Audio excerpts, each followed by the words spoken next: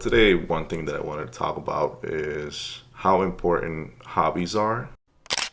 As you grow, you tend to forget them for the sake of growing up, adulthood, all the things that pretty much get in the way. I wouldn't say get in the way, that's kind of disrespectful to a lot of the things that you accomplish in life, having children, but I think the main one is work-life balance and how sometimes the work doesn't really give any balance anymore. And that's where I found myself for the last 3-4 years. I pretty much gave up on 95% of all of my hobbies. The only one that remained was photography. There's a certain point where you kind of burn out.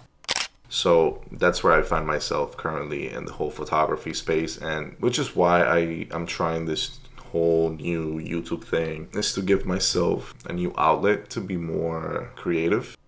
3-4 years ago, I kind of gave up on everything. I used to love playing video games, and I remember the last video game that I was excited for was Red Dead Redemption 2. This was all the way in October 2018. That's when my firstborn came into the world. Never in a million years did I ever think that I would pretty much give up on gaming, and not because I liked it. I almost just enjoyed escaping the cliche of escaping reality. Yeah, that was out of the way. I feel like I just stopped caring for that. Also, a big hobby of mine was painting. I used to love doing oil painting and just how therapeutic that was. And in a way, that also went out the way. I always wanted to try new things. I always kept telling myself, I don't have the time. I don't have the time to try, I want to say a movie, a short film, shoot videos for content creation like YouTube, to the point where it just became a routine. It just became my reality. But again, what stayed was photography. And at the time, I feel like Instagram was a lot more inviting to photographers, but now it's just kind of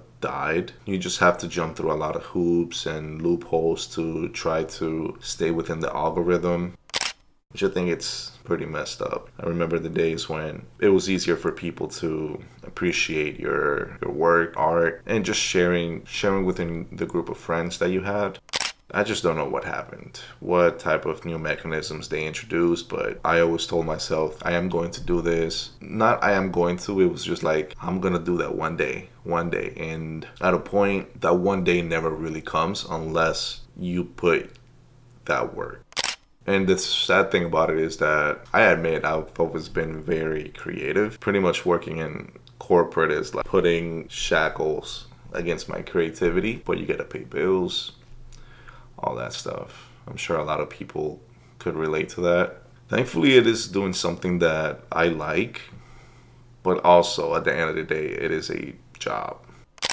At the end of 2024, I'm horrible with New Year's resolutions. I told myself, and I actually wrote down all the things that I wanted to do, and I wanted to pick up all my hobbies because there was just a shell of who I used to be. And I think hobbies are important to nurture and nourish the brain. Sounds silly, but that's how it is to me. I feel like my brain is always running at 100 miles an hour, especially when it comes to creativity related things. Pretty much told myself that I wanted to start creating again, give myself a new outlet to do creativity besides photography. I started this YouTube channel, and in a way I like doing it in a way that looks kind of rough. I'm sure you guys see the styling of editing and all that stuff isn't really up to par with a lot of the folks on YouTube nowadays that are very professional. I do that by design. It's almost like I'm talking to myself through the camera, but at the same time, I do like that perhaps some people out there find what I say enjoyable, or thanks for the likes and thanks for the views. I appreciate it at the end of the day. It has given me a way. It's not yet a hobby. It's almost like a research that I'm trying to keep myself busy and trying to keep myself thinking how I could improve the filmmaking process or the lighting and what cameras to use, and also learning how to use DaVinci Resolve. That's also a new thing that I've been learning. And it is interesting because a lot of people don't realize what it takes and what you need to do after you're done filming, the editing process. And that was something that was very naive. It takes way longer than actually filming these things. Takes me like half a day, sometimes if not more, trying to cut, take away all the pauses, and the okay, stuff that doesn't sound so repetitive and sort of annoying. That's why you see in a lot of my videos, there are like cuts in between sentences and just how it changes the frames. Yeah, it's definitely been something to learn. It's been a learning experience. Also, I've always wanted to do a zine.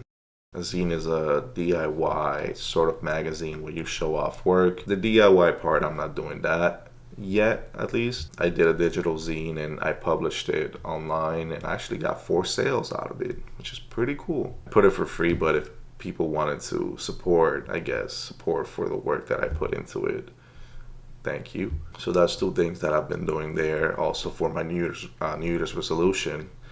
For my New Year's resolution, I wanted to start making more music, which is, hear my teenage engineering stuff right here. Try to put good use to the money that I spend on that.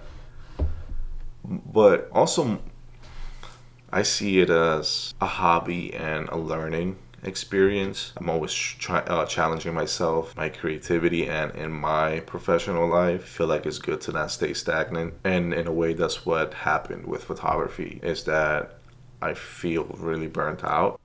It has to do a lot also because of the environment and the geographical location. So just trying new things with that. And to the people that feel like there's not an outlet or you're too scared to talk to the camera, I tell you, I was terrified of just looking into the void of a machine and just talk to myself. It's pretty strange, but you get used to it, especially when you're talking to yourself. It almost becomes like you're talking to a diary. Instead of writing, you're just voicing your thoughts. And you don't really, for me, I don't like writing what I'm going to say in the camera. I know a lot of people like to write scripts. I never liked reading scripts. I wouldn't say I was an actor, but I was in a play when I was 18 at the Chicago Theater, and learning the lines was always the most painful part of that. Yeah, just give it a try. I would say if you've ever wanted to try content creation or whatever, the hardest part is starting, the editing and all that stuff. Honestly, it's up to you if you want to learn a little bit more of how to do it. I feel like I said that weird. How to do it. And just stop being scared of thinking what people are going to think, because at the end of the day, who cares? They're not paying your bills, okay?